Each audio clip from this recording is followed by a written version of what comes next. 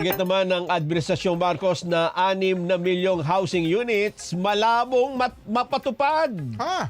Oo, ayon sa Presidential Communications Office, nasa ikatlong taon na kasi ang administrasyon pero wala pang malinaw na datos kung ilan na nga bang naipatayo, nakumpleto at naipamahaging housing units. Eden Santos, detalye.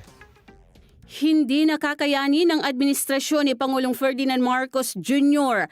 ang pagpapatayo ng 6 na milyong housing units sa loob ng 6 na taong termino nito.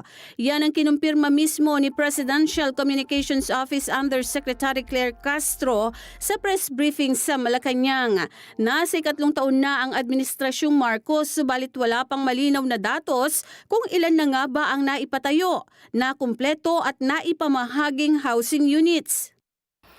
Wala pa po siyang milyon.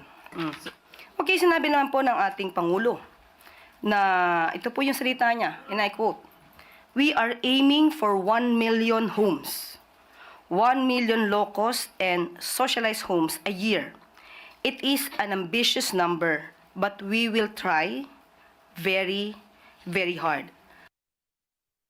Hindi naman ito ikinagulat ng isang women organization na Oryang na nakabase sa Quezon City. Sinabi ni Aling Lot Feca na isa sa organizer ng grupo na malabong matupad ni Pangulong Marcos ang 1 milyong housing units kada taon. Isa si Aling Lot sa maraming miyembro ng kanilang organisasyon na umaasa na sana ay makasama sa mga benepisyaryo ng pambansang pabahay para sa pamilyang Pilipino o 4PH program ng Marcos administration. Marami kasi sa kanilang mga nakatira sa mga delikadong lugar, waterways at target na ma-demolish. Buti na lang anya ay may pabahay project ang lokal na pamahalaan ng Quezon City. Sa ngayon, napapansin po namin, lalo ng aming grupo, mukhang malabo po. Lalo na nakukurap na po yung pondo.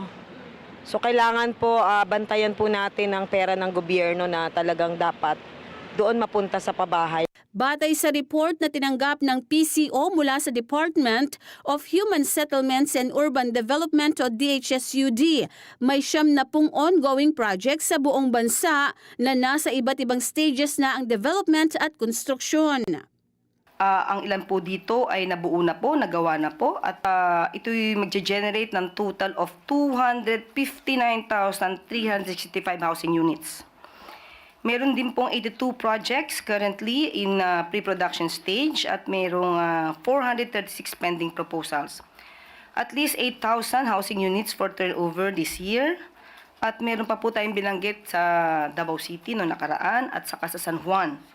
At meron din po sa Palayan City, Nueva Ecija, City of San Fernando, Pampanga, at Bacolod City, Tagoloan, Misamis Oriental. At meron pa pong darating sa Apuab, San Mateo Rizal at Bukawe, Bulacan. Sa mga nabanggit na housing sites, sinabi ni Aling Lot na problema ang lokasyon ng mga pabahay ng Marcos administration. Idiniin pa niya na bukod sa nasa malalayong probinsya ang mga ito, ay mahal din ang presyo ng housing units at kailangan ng miyembro ng pag-ibig ang mga benepisyaryo. Taliwas ito sa pahayag ni Castro na ibibigay sa taong bayan ang mga housing units sa napakamurang presyo. Ngayon patuloy pa rin po nire-relocate sa mga probinsya. Hindi pa rin po kami nakakaranas na mapapunta sila dun sa sinasabing pabahay na 4PH. At unang-una po yung iba po wala pong pag-ibig. Lalo na mga vendors po. Ang nakakalungkot po, mahal po ang pabahay ng gobyerno.